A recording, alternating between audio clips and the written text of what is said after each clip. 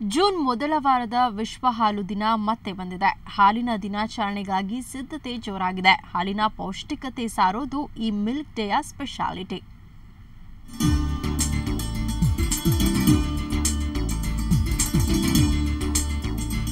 ಹಾಲು ಪರಿಶುದ್ಧತೆಯ ಸಂಕೇತ.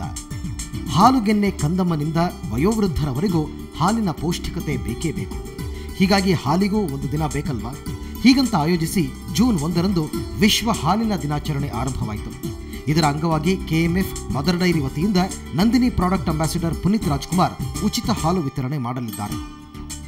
ಇದು ವಿಶ್ವ ಹಾಲು ದಿನಾಚರಣೆ ಅಂತ ಹೇಳಿ ಈಸ್ ಕಮಿಂಗ್. ನಮ್ಮ ಒಂದು ಕಾರ್ಯಕ್ರಮಕ್ಕೆ ವಿಶೇಷವಾಗಿ ಬಂದು ಶಾಲಾ ಮಕ್ಕಳು ನಮ್ಮ ಆರ್ ಟಿ ನಗರ ಮತ್ತು ಕೆಲವರು ಶಾಲೆಗಳಿಗೆ ಹಾಲು ಮತ್ತು ಹಾಲಿನ ಸುವಾಸಿತ ಹಾಲು, ಫ್ಲೇವರ್ಡ್ ಮಿಲ್ಕ್ ಮತ್ತು ಬೇರೆ ಪ್ರಾಡಕ್ಟ್ಸ್ ಎಲ್ಲ ಮಕ್ಕಳಿಗೆ, ಸಾವಿರಾರು ಮಕ್ಕಳಿಗೆ, ಮೋರ್ ದೆನ್ 2001 ಶಾಲೆಯಲ್ಲಿ ಒಂದು ಕಾರ್ಯಕ್ರಮ ಸಾಂಕೇತಿಕವಾಗಿ ಪುನೀತ್ ಮಾಡ್ತಾರೆ. ಕೆಎಂಎಫ್ ಪ್ರತಿ ವರ್ಷ ಹಾಲು ದಿನ ಆಚರಣೆ ಮಾಡುತ್ತಿದೆ. ಈ ಮೂಲಕ ಹಾಲಿನ ಮಹತ್ವ ಎಲ್ಲೆಡೆ ಪಸರಿಸುತ್ತಿದೆ.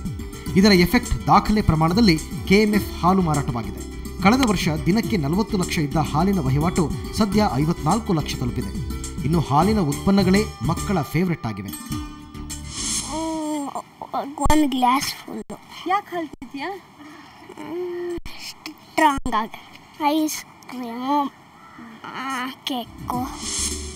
ಒಟ್ಟಿನಲ್ಲಿ ಹಾಲಿನ ದಿನಾಚರಣೆ ನೆಪದಲ್ಲಾದರೂ ಪೌಷ್ಟಿಕ ಹಾಲು ಸೇವನೆಯಿಂದ ಎಲ್ಲರ ಆರೋಗ್ಯವಾಗಿರಲಿ. ನಂದಿನಿ ಜೆ, ಸುವರ್ಣ ನ್ಯೂಸ್ 24/7 ಬೆಂಗಳೂರು.